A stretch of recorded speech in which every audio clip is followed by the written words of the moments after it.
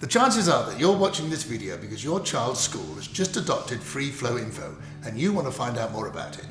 FreeFlowInfo is only available through schools, so if you've heard about it from a friend and know about the benefits that it provides for all parents and pupils, you may want to suggest that your child's school looks at it more closely.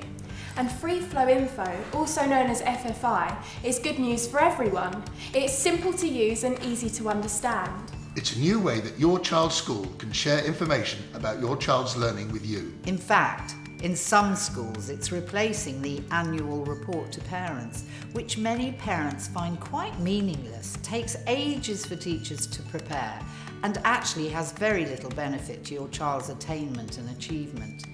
But importantly, FreeFlowInfo does. It gives parents information that they can understand, enjoy receiving, and find easy to use when talking with their children. In fact, if you want the numbers, in recent surveys of hundreds of parents from different backgrounds across different schools, every single parent said they look forward to receiving the FFI uploads. And more than 8 out of every 10 said that since using FFI, they understood more about their child's learning than before.